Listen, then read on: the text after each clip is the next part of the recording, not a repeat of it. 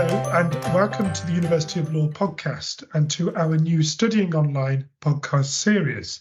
My name's Navdeep Chouhan. I'm an online programs director at the university, and today I'm delighted to be joined by Kieran Collins, who's currently studying the LLB online with us. Welcome, Kieran. Thank you for joining us today. Perhaps before we begin asking you lots of questions about your time on the programme, if you'd like to introduce yourself to our listeners. Yeah, sure. So thank you for the introduction.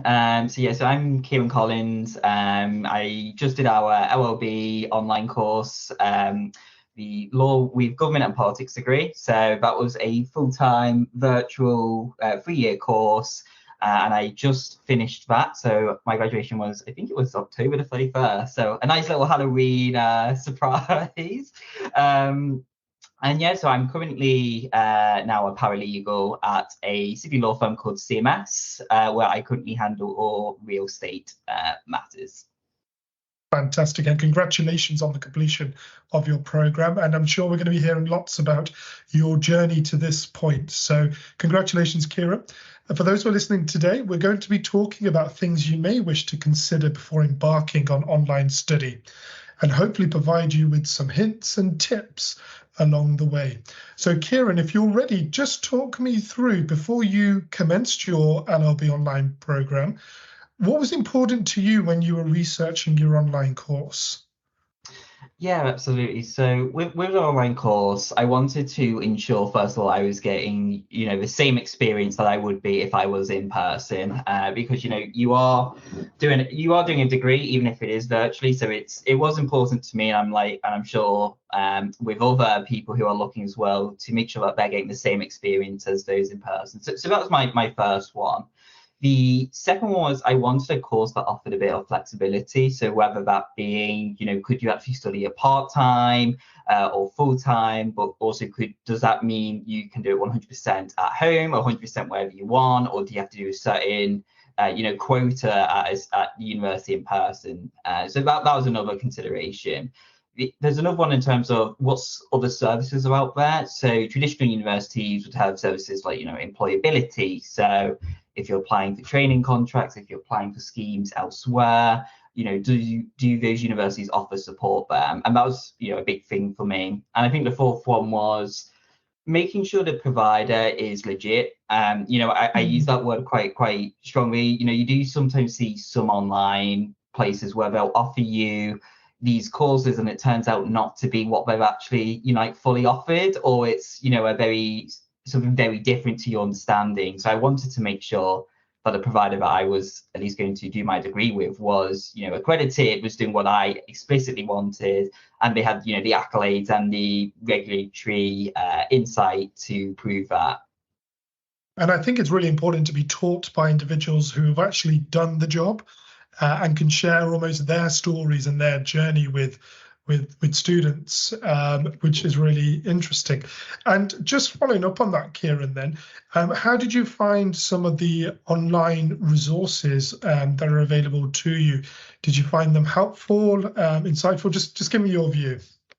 Yeah, absolutely. So the online resources that University of Law offers is wide-ranging for a diverse range of issues, which is extremely beneficial. So the graduate and employability team is full of, former recruiters, former solicitors, or even active solicitors. So they have, crucial insight into the profession you want to work into. But also, University of Law appreciates that not everybody wants to be a solicitor, but maybe wants to go into business or finance, for example. So they also have individuals that have business and finance focused, which allows the university to align, what your expectations are, what your future goals are, in line with a recruiter who is very much involved in that sector and appreciates, what your applications need, what are these big firms or businesses looking for in an individual. So the employability team is just a huge, addition.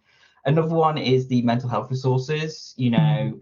I think in light of post-COVID, mental health is such a talking point right now, and that's, a big positive, right? Everybody's a lot more open. Yeah. People appreciate that. People are struggling. So university, I believe, regularly sends out links to, mental health charities, to some of the wellbeing team that it has. to be able to give you that support if needed be. There's a lot of other sources as well, especially for international students I found. So, if you're an international student who wants to work in the UK, I believe university has a team that, basically is quite built up on my experience to advise you in that respect.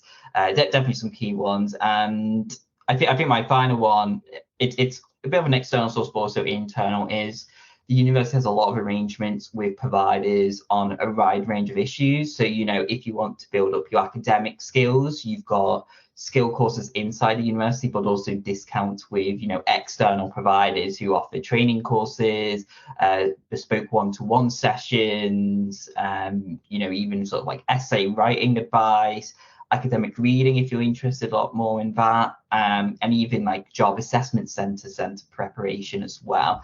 So there's a huge range of sources, which I suppose it helps you get what you want personally out of the experience. Brilliant. And Kieran, you've mentioned about some of our fantastic services. Did you engage with our employability team by any chance? And if so, sort of what was that level of engagement for you? Yeah, so I engaged quite regularly with our employability team because I knew I wanted to work in a commercial law firm. And obviously, for those that are interested in it is a very competitive, part of the law to go into. So I think it was my end of my first year, I spoke to one of our online graduate employability individuals. And what we were able to arrange was a bespoke kind of yearly plan for me, which involved, maybe a monthly catch up. And we would say, what firms are you looking at? What's your applications looking like? Are you actually applying for firms you're interested in, or is it you just applying to firms because everyone else is interested in them? And within those monthly catch-ups, we would have discussions about, there's actually an event at this law firm that you could go to, or we're hosting a virtual event with another law firm which actually aligns up with your career aspirations. So it works quite well.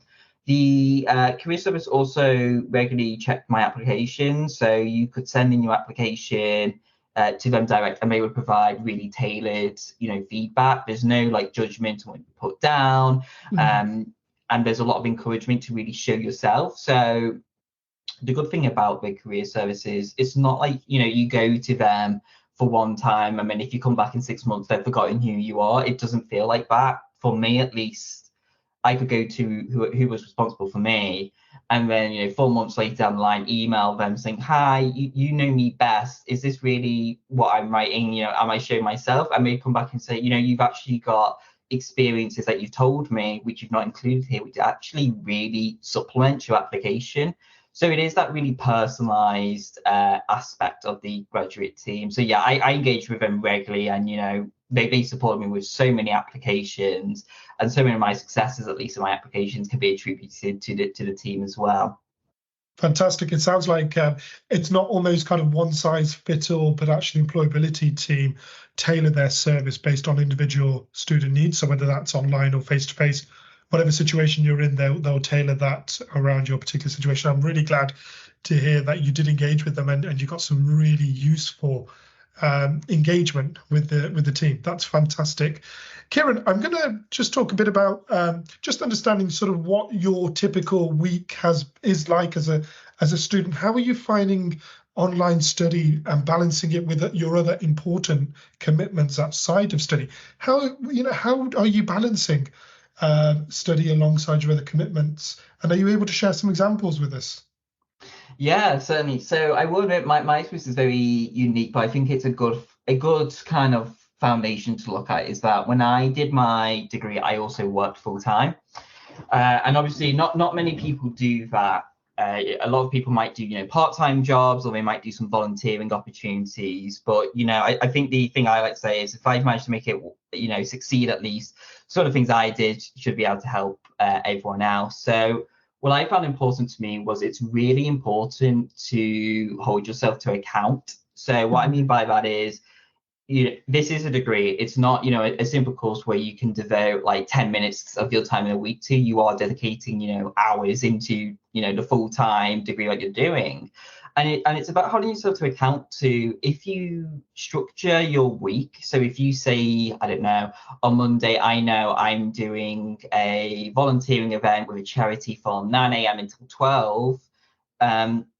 All the hours after, maybe I might say, oh, 6 hours of that day I'm going to strict to studying, but I can break that up, right? So you might say, I might do 2 hours of studying on one of my modules. I might take a lunch break, then I might do another 2 hours. I might then have some dinner, having to go out with my family, come back, and then in the evening I might do 2 more hours. And then kind of at the end of that, just do a bit of a recital, like a review of what you've done in the day, to make sure you've really appreciated, you've ingrained what you've learned, and you know what to do on the next day. So I think the key to balancing it out, at least, is you've got to be organized. You can't just go around and say, I'm going to do 1 hour this week and then I'm going to do 20 hours the next week. I don't think, the degree works that way. But it does give you that flexibility where it's saying, actually, if this day does not work well for me, maybe I have caring arrangements. Maybe if I've got a child, I've got to go to preschool, I've got to look after them. So I can't do it that day. But actually, the next day I have a lot more time. You've got that freedom. You've got to do, I believe it's weekly, a weekly submission. But that's it, it's a weekly submission, and that's 7 days in a week. That gives you that time to really focus on it when it suits you, when it's, the best placed for you. And the university is really accommodating if there's, extenuating circumstances that really upend everything. The university considers, other alternative means where we can support you there. But in terms of, to get successful, at least, know your week, plan out times, block out times, meet with people who are involved in the course, and set up studying sessions with them. Although you're a virtual student, you're very much involved in the university, and you know your cohort, your virtual cohort. And I think because similar people are in similar circumstances as you, that helps a lot more when you can set up study groups or block out times together to actually do work. So yeah, I think a key thing is knowing your timetable, being able to structure it, and hold yourself responsible for meeting those deadlines that you set yourself.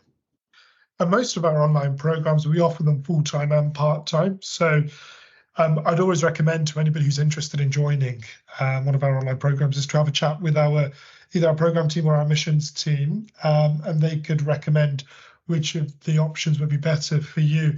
I really liked that point you picked up, Kieran, around almost kind of that sense of belonging. You're part of even though you're an online student, and sometimes a lot of online students will say to me, I feel like I'm not a part of a wider campus. But actually, I find that a lot of them will say that they are part of this, part of the program, they're part of the online campus, part of the wider University of Law family. Kieran, give me some sort of examples of, I know you touched on briefly about setting up working groups with fellow peers on the program. Talk me through, how did you do that, and what were some of the benefits of doing that? Yeah, certainly. So one of the more recent additions I found with the online campuses, they're quite keen to set up kind of like, social groups on different platforms. So I believe there was a Facebook group. I know there's a platform called Discord where there's a nice online server on there for students to come together. But also you've got a lot of your university activities. So the student union is great for giving out a platform for all sort of, student committees that are set up, organizations. So if there's a particular focus that you want to do in university, no matter how niche or out there it is, you can set up that organization and people can freely sign up and join. And I think the good thing about connecting with other people there is some of these committees are not just limited to certain campuses. Some of them are, national or even international based, which means if you're an online student who's studying in, a different country, you can engage in the same committee as someone in, one of our Liverpool campuses or Moorgate campus, which is such a great feeling to be a part of. So yeah, there are specific groups. We've got the online pro bono, I believe, community which you can contribute to, moot court as well if you're interested in that, aspect of it for sure. And also wider national events like the University Challenge quiz that goes around, which I know quite a few people are keen to contribute to. But yeah, there's a lot of social, a lot of committee work, and what that means is you can really find the people that resonate with you. Certain people that you might fall with, you might get along a lot better with. And what that means is you can set up, studying sessions, because the likelihood is you're studying very similar modules. The only difference is you might have different electives. But even then, when you have your courses, you will do sort of live workshops, which means all the students can come in together and engage with the tutor as they go through, a particular issue or a particular course content. And the way they're set up is they're very engaging. So it might be, I'm going to mute myself, but all of you can come off mute and you can talk amongst yourselves about this issue, this problem. And it's that really engaged element is really what fosters, very collaborative, very out there, you can engage with everyone environment. And the good thing about the university is it has a policy where you can sort of freely go to, and you're encouraged to visit, other campuses. So if you've got that ability, you can go to like the Manchester campus one day, meet people there. I mean, you could go to like the Nottingham campus, etc. So I think that's the ultimate thing about the university is it's very open, very encouraged to get you involved, and that freedom I think just really fosters the relationship. And it's that flexibility, as you've said, about going to other campuses as well and visiting those campuses, using those resources and facilities like the library, for example, which is a great addition to an online program. So just sticking on the online program, Kieran, appreciate you've now come to the end of your journey. I'm sure it's not the end of your lifelong learning, but just for this moment, just reflecting back over your time on the program, how have you found studying online? What were some of the opportunities? What were possibly some of the challenges that you came across? Yeah, certainly. So I think the ultimate theme, and I think those listening will pick up on this, is the flexibility element. And I can't emphasize enough how vital to me, at least, it was to give that flexibility. The online system is so positive insofar as that you can basically choose when you study, how you study, and where you study. So if you are one day maybe in a coffee shop and you're quite bored and you're like, what can I do? You can actually just kind of take out your laptop and actually start doing some work in that way, listening to some the workshops that go on, or read some of the course reading that you get sent, or even if you've got 6 hours of quiet time, you don't know what to do, you can study it and hammer out all you need to do in that day, which is a really good element of it. Another positive for me was very much that I could do what I wanted to do. It ties quite neatly into flexibility, but as I said earlier, I was working full time, and to me, I didn't want to give that up to do my degree. I wanted to build up too, because law is quite a competitive industry, as I'm sure many are aware. And I knew when I came out of my course, I wanted to not only have worked really hard to get a degree, but also have something to show for it, which for me was my work experience. So by the time I graduated, I had, I believe it was 2.5 years of legal experience, which is, really supported me both on a personal and professional level. But also that degree, I wouldn't be able to have done that if I did it in person, because you do have daily commitments to, going to live webinars, like tutoring sessions. Some people can do it part-time, but even then it's a really big struggle. And that online element just really complemented what I wanted to do. In terms of challenges that I believe you face, I think the biggest one is it is an adjustment, especially if you're coming out of like secondary school or mainstream education and going into the degree. You're used to having to go to class, to sit in for about 8 hours a day, have 5, 6, 7 classes maybe, and then go home. But that structure is very familiar with you. But with the online course, you don't have that, so to speak. You do have times when you can go to workshops, etc. But to you, it's very much a flexibility element of you decide when you want to do it. You can do it at 4 a.m. in the morning, and if you're doing it, full credit to you.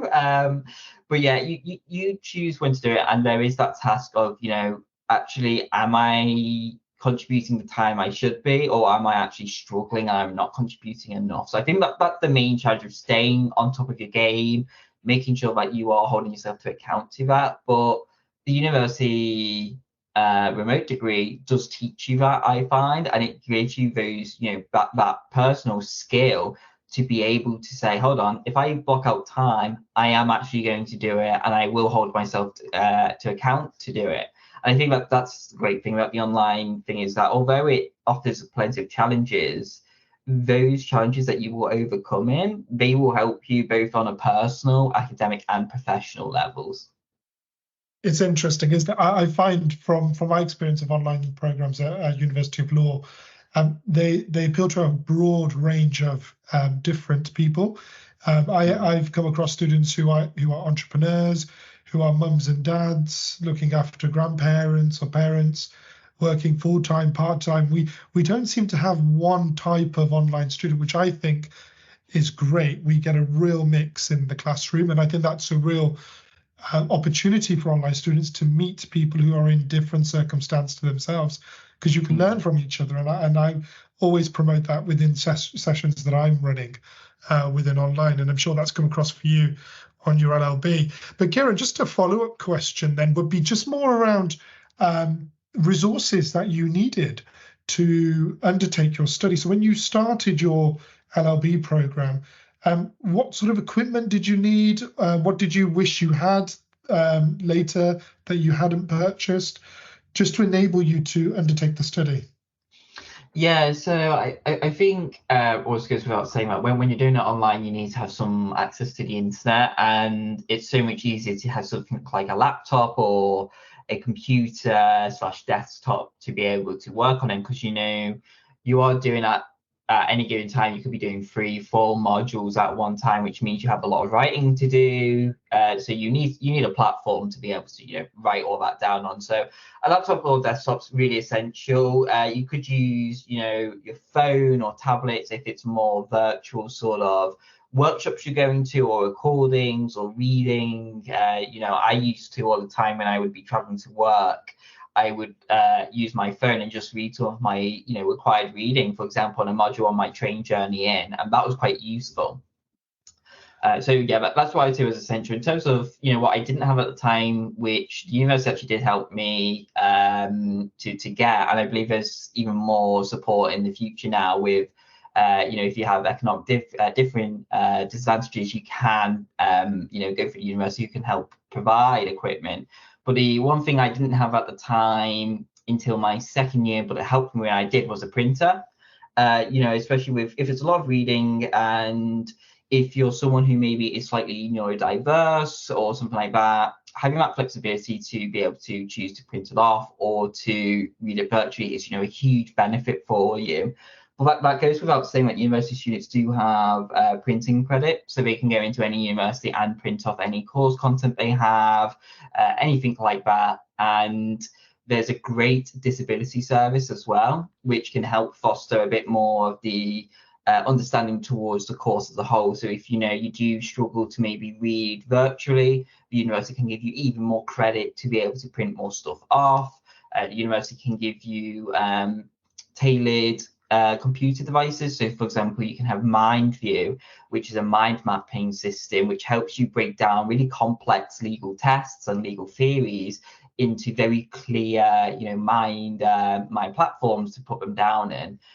So there's that nice flexibility as well. But definitely if you want to do virtual, have access or try to get access to either through yourself or through the university, laptops, computers, printers, stuff like that is, to me, at least, very essential. And I don't know, Kieran, if this was your experience, but I personally, I've taught and learnt online. I've studied online programs myself, and I find the software that we use at University of Law is actually really accessible and really easy to use. And when I speak to prospective students, and they almost kind of worry about the tech side of online study and access to platforms, it's really easy. And when those students then enroll and join the programs, they actually comment as to how easy that process was. And I think that's really important for an online student, is to have that ease of transition into online studies. So that's great. Kieran, I appreciate we've already taken probably a lot of your time already, but we are coming to the end, so we're nearly there. But what I wanted to just ask you now, for our listeners, if you were to rewind the clock back and you were going to start this journey again, what sort of recommendations, hints or tips would you give to your former self? Sure. So I think when I was 18, Joyous. Yeah, I mean, I think if I was to speak to myself looking back, it is to not worry that it's an online degree. You know, I remember when I first applied, and part of me was saying, well, hold on, it's an online degree. People are going to look at it and think, oh, he didn't really have the full, university experience. Why would we want him? And I think that's nothing but a fallacy belief that I had at the time. And after completing my degree, I sort of look back at it and I say, wow, Kieran, you really were not in the right ball with that comment. The online course is basically the world is up to you. You can make of it of what you want it to be. It can be something where you just do your degree in, and I know some people who did it that way. They want a degree, whether that's because they're as we discussed before, like parents, they've got children, and the next step they want to do is they need a degree, but they're really burdened with family commitment. So there's that element of it, but also people fresh out of school who maybe want to do a lot more broader stuff. So whether that is, moot court, for example, or commercial awareness competitions, you can basically get involved in those aspects of it. So the first tip I would say is when you go into an online degree, or if you at least consider one, don't think because it's virtual you're restricted in what you can do. The reality is you probably can do a lot more than if you were, in person, which I think is such a key, a milestone and a key highlight for why to pursue an online degree, at least in my eyes. Another thing I would say is the standard of teaching doesn't go down.